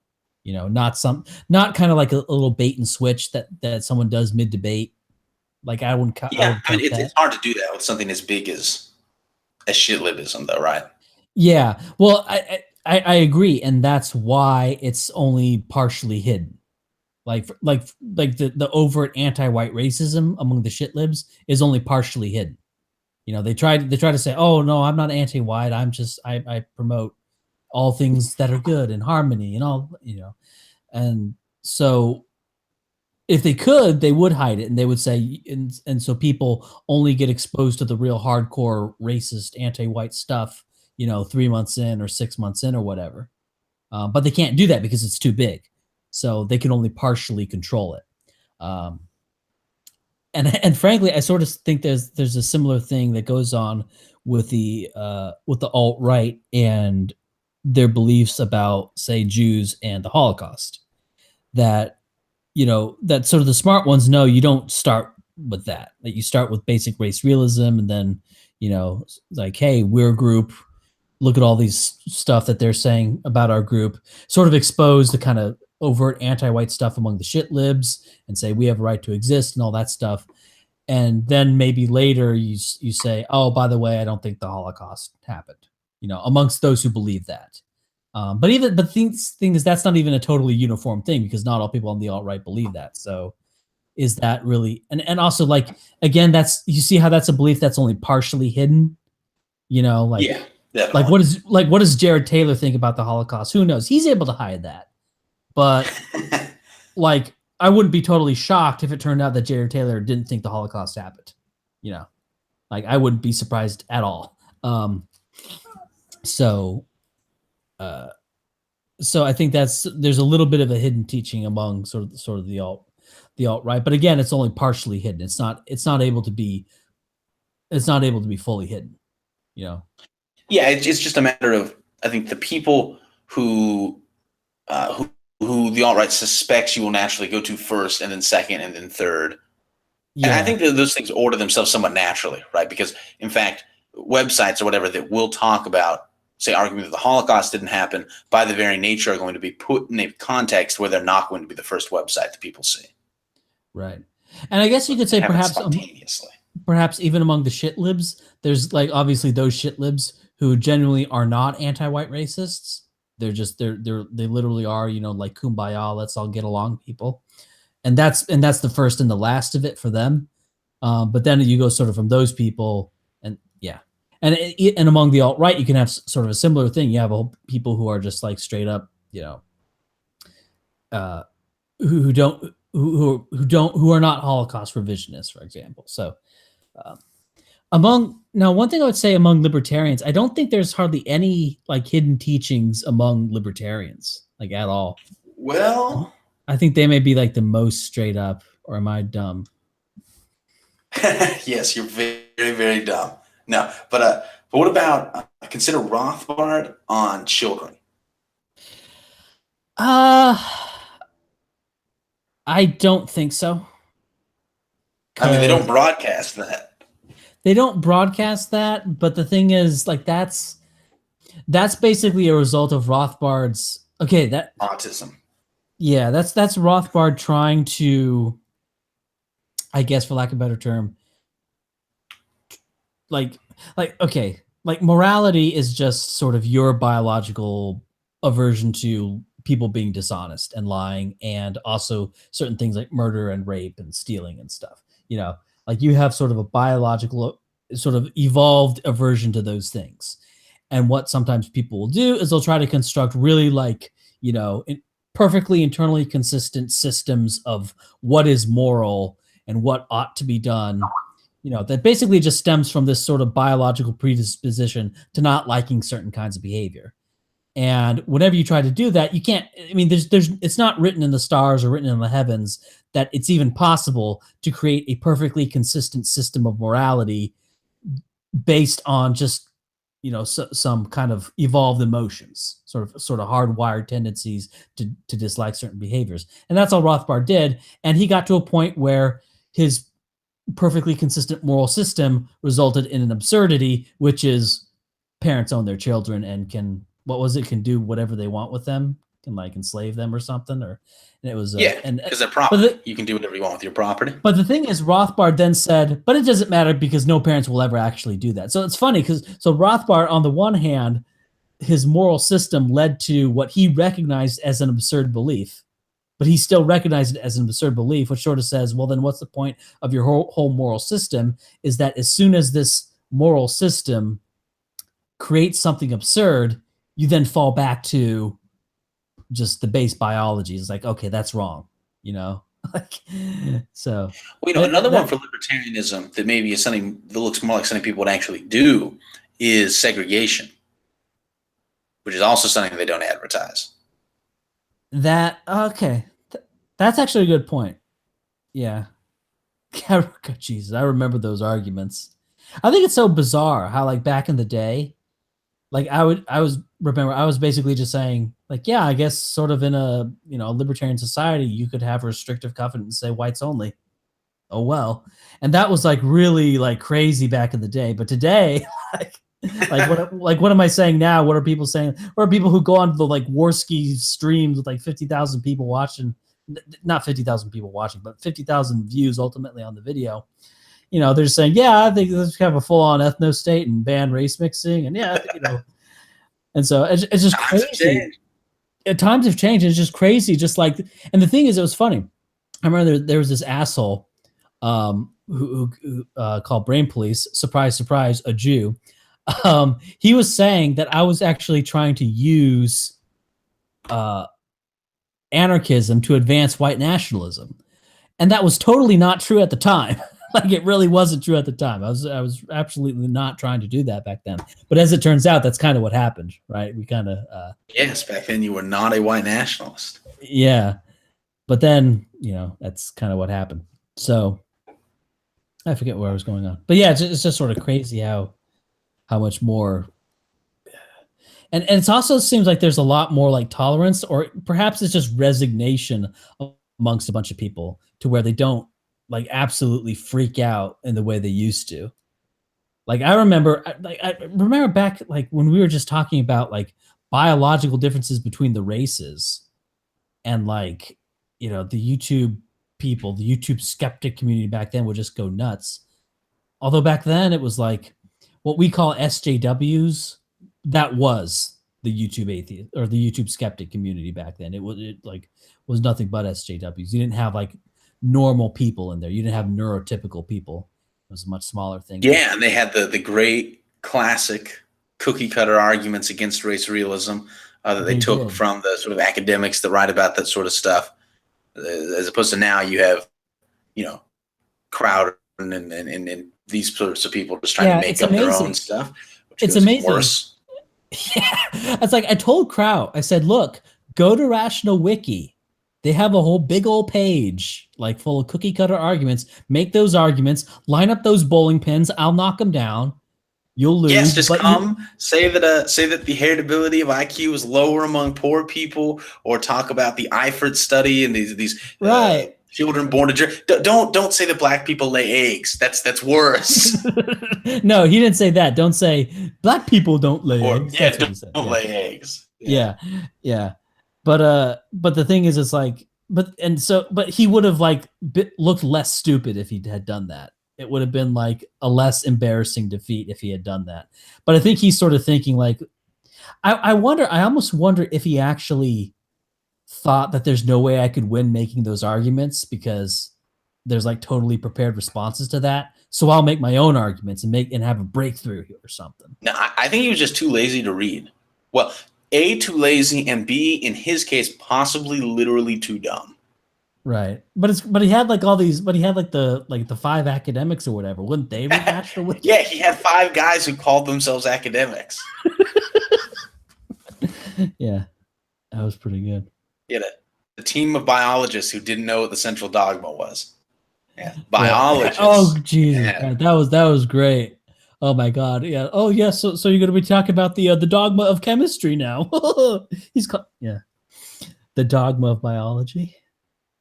Like how do you do that? Like the dogma of like that was something like from high school. Well, step 1 is not actually being a biologist, right? That's how you do that. Yeah, I mean that's how you do that. But it's like I don't know. They must. I can't even understand the mindset of how could they feel comfortable posing as like a biologist while having such a low level of knowledge that you don't even know what the central dogma is. I mean, they just don't know what they don't know. It's like, yeah, I guess if you're I guess maybe if you have a higher, I guess maybe just like a Mount Stupid thing. Yes. So yeah. So that was all the notes I had for what we were going to talk about. What should we talk about now, Sean? I think maybe the theme of these talks is going to be like not very good preparation and like not very good. I think that's sort of the theme of this channel. I mean, it's important to keep standards, to make standards you can keep to. So yeah, that sounds appropriate. How long is the stream going to go? We've been on for like an hour and 30 minutes. I don't know. Maybe we should ask some questions. Now, the thing is, okay, here's a problem. Like other chats, like they have super chat. And so they'll field questions at the end based on the super chats they get. But for me, like I don't have super chat, so I don't have a really good way of filtering questions here. I guess. I mean, there aren't that many people in the chat to begin with. Yeah. I guess. Okay. Oh, one thing actually I'll say at this moment, which I don't think I said before, is that as we mentioned previously, I initially helped Ryan. We set up the alternative hypothesis together. Then I left. I recently decided to start doing stuff on the internet again. And I have a different YouTube channel, which is just the name Sean Last, which if you want to follow that, go there. Yeah. I gave a link to your channel on the video on the main alt hype channel. So that's good. Oh, well, that's even better. Well, then I didn't need to say that. Oh well, already said it. Okay, so actually right now, like I'm sorry, like if people ask questions like way back earlier in the stream, like I'm just not going to see those. So ask questions now and I'll sort of answer those at this point. So I'll start. Notice me, senpai. Are traps gay? Yes. All right.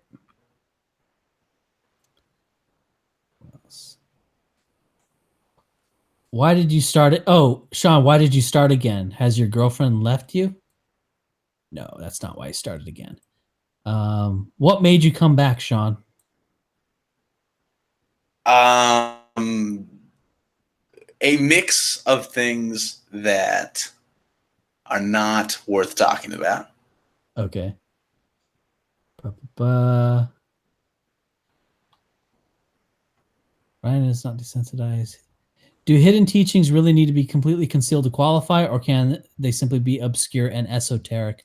I think it's not necessarily obscure or esoteric because if they're obscure or esoteric, then they're just going to be hidden from a lot of people simply because they're so obscure and esoteric. I think a hidden teaching, it has to be something that the group is legitimately saying, don't look at this, at least not yet, at least until you go through the stages. Like for Scientology, you know, they don't release the OT3, which is the Xenu story, until you're thoroughly, you know, convinced of a whole lot of other stuff that L. Ron Hubbard wrote, to where the Xenu story doesn't seem so crazy. And it's a really long, slow process. That's the hidden teaching thing. South Africa white genocide discrimination is the alt-right cataclysm. I don't think so, because South Africa is just one place off in the corner of the world. I don't think it serves as a cataclysm for any like sort of alt-right movement that would set off Rahowa. Thoughts on Kurt Doolittle? Don't really have any thoughts on Kurt Doolittle. I have uniformly negative thoughts on Kurt Doolittle. Well, I do too, but I don't remember what it was about. I just remember him saying stuff that I thought was not very. Yeah, we don't need to cause some sort of drama or something. Is Canada a lost cause? Probably. What? Is there a particular reason you think Canada is a lost cause? Trudeau and Matt Forney. Okay. Is he? What the fuck? Is he in Canada? Is Matt Forney in Canada? I have no idea, but I doubt very much that Matt Forney is a primary determinant of national outcomes. I'm pretty sure he is. I think no, he's in Hungary now. Oh shit, Hungary's fucked. All right. Well, all right. That's appropriate. Is Spencer fed? No. Something that pathos. Where are we? God damn it! This scroll sucks. It scrolls me down like too far. Sargon is against violence, but the French Revolution was okay. Will SJW nonsense will end soon? No, it will not end soon. But it's good. We don't want it to end because it's something we can point to as bad behavior of the outgroup. Can Europe be saved as a Christian white region? No. Well, it's not Christian now. Even it's mostly secular. Can it be saved as a white region? Part of Europe can. I think Eastern Europe can. I don't know about Western. Well, I think it's worth saying because some people will sometimes talk about the decline in religiosity and think that inevitably leads to SJWism. And in Europe, there are very good examples of that not being the case because there are areas of Eastern Europe that are abnormally at once not really religious or not Christian and also not SJW. Yeah. Yeah, the former Soviet Union, basically. Oh, this is a good question. Oh, sorry, go ahead. Oh, can you get eugenics prevent regression to the mean? No. And I don't want to talk about what regression to the mean is, but the answer is no. Okay. Someone asked, do race riots really make America more conservative? And I think that okay, so that depends upon the framing, obviously, in the public. And I think that it is going to increasingly be true that those sorts of things are going to push America in a right direction because of the growth of so-called new or alternative media, right? I mean, there's some really black-pilling stuff about how if you look at the average person, the net opinion, for instance, of Islam often rises after large terrorist attacks, and then even 9/11. And that may seem counterintuitive because the anti-Islamic right gets louder at the same time, and people become more polarized, but the median often shifts to the left, where it has over the last 20 years. But I hope, anyway, that is going to change. Although, I mean, and you do see some troubling stuff because you can talk about the race stuff and some of the riots and the police shootings and Black Lives Matter and all that sort of stuff. And at the same time that all that has happened, you have seen race views move to the left on median, right, on the median person. But at the same time, you've also seen this sort of thing of the sort of pro-white or not anti-white right become louder. And obviously that's partly manifested in Trump, in the alt-right, and in the alt-right. So there's a lot of mechanisms at play there. Yeah. Will racial conflict in the future be non-blacks versus blacks since Africa is having a population boom? Okay, this is actually, I would say increasingly so. As other groups come to more conflict with or contact with blacks. As blacks try to get into the Arab world, to get into India, get into China. Yeah, like nobody tolerates blacks as much as white people do. Okay. Will whites brass tacks question? Will whites get segregation in our lifetimes? No idea. Honest opinions on the numbers reported in the Holocaust? Skeptical. Isn't a theoretical race war a valid possibility? Perhaps. I've never heard of any state have its entire ethnic population replaced without some sort of turmoil. Any state with this. Well, it depends on what you mean by turmoil. And also, like, we've never had. Also, it's never been now. So that's always one thing to think of. Ryan, have you heard of the research which looks at the impact of iodine expansion into Africa? Has IQ risen? Yeah, people with iodine deficiencies, when you correct that, their IQ goes up a few points. Like, what is it, like 6 points or something on average? In the IQ of Africans has risen. Yeah. Do you think we will ever convince people to try to remigrate most non-white people from Europe? I'm very skeptical. I think even our well, I know that the French government right now, they actually pay recent immigrants to leave, to go back. And also, one thing I will say is that in conversations with people, including with like some of the milder shit libs, not like the hardcore anti-white, but milder shit libs, they don't find the idea of paying people to leave as inherently offensive. So I think that's an idea that's something that's an idea that is at least potentially broad-based. What else? God damn it. Thoughts on use-based ownership of land, inefficient use. Oh God, autism. Ideal use, but whatever. I'm not thinking about that at this point. Can mainstream center-left parties admit race realism and keep their anti-white policies? Like accepting it's a lot harder to do. Oh, this is something that Sean and I talked about a lot. Is that sort of why I talk about race realism? Yeah, well, basically how like some people will say that race realism doesn't necessarily lead to white nationalism. Oh right, yeah. And logically it doesn't. And that's true. But what I will say is that when you sort of break, it's basically like when you break sort of the narrative. I mean, this sounds really cheesy, like we're breaking the conditioning.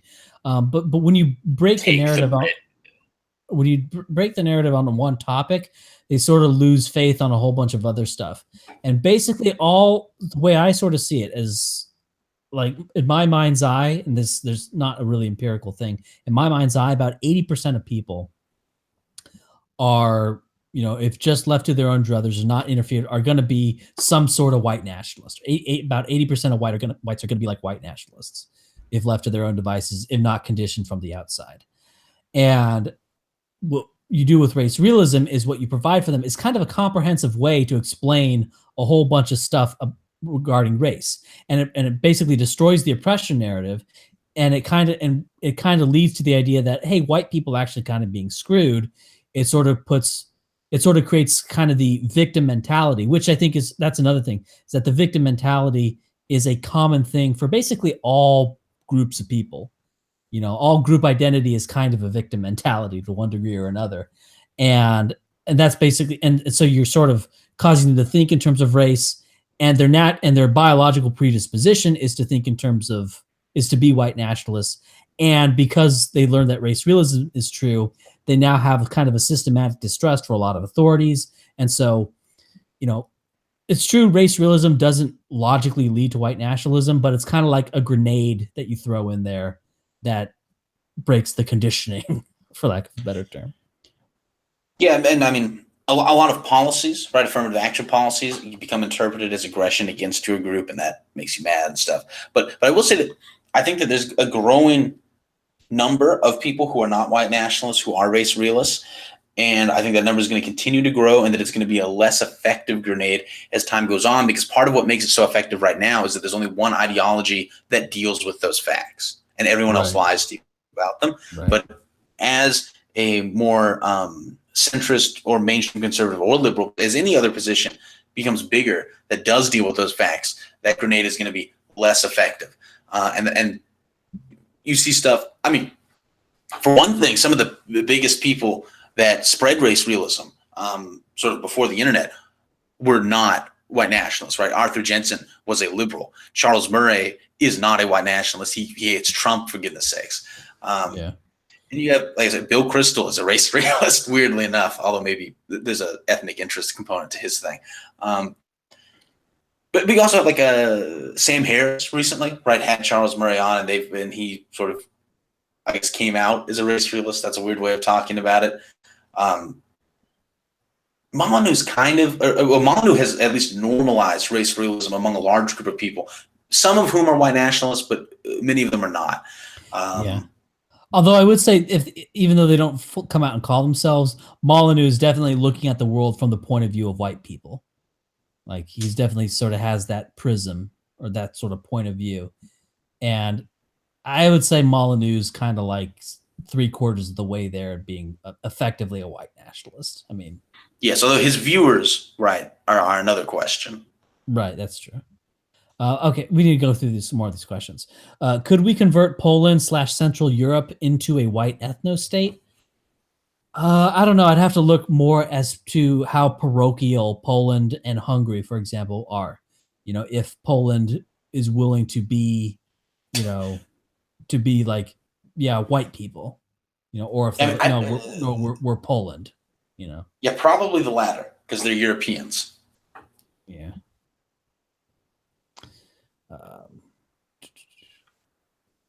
But I mean, if we have to learn Polish and observe Polishness, whatever that entails, then whatever.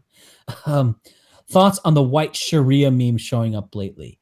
It's I don't have a lot of thought of it. My knee-jerk reaction is that it's kind of like a silly meme that like some people are inappropriately taking too seriously. So, yeah, I mean, go ahead. Well, on the white Sharia thing, I was just going to say that it's, as a meme, it can be funny, but also there are people, right, who use the meme that genuinely do have hyperbolic views of sex differences in traits related to agency, and you can take that sort of stuff to a retarded extreme. Right. All types. Would you let 1 million white Muslim Albanians into your ethno state? No, I wouldn't want to let in Albanians. I think Albanians are genetically something. So, okay, I think that's about it. I think that's the last question. Yeah, the questions are going to be a little bit difficult because there's no super chat, so I just have to like scroll through here and see some stuff. So, yeah, that's yeah, I think that's about all for the questions. That's all we want to talk about. We've been going for like an hour and 52 minutes. I think that's it. I think that's all. That's all we want to talk about. Do you have anything else you want to talk about, Sean? No. I mean, I think the questions would just keep going for far too long, so we have to stop somewhere. Yeah, we have to stop somewhere. And there we go. This is our first stream. I think it did well enough. I'll probably get better at it as I go along. This was the first one. Not very good. Not particularly good at this live stuff, but whatever. All right, I think that's it. I think we should end this right now. Goodbye, everyone. Sean, say goodbye. Bye-bye.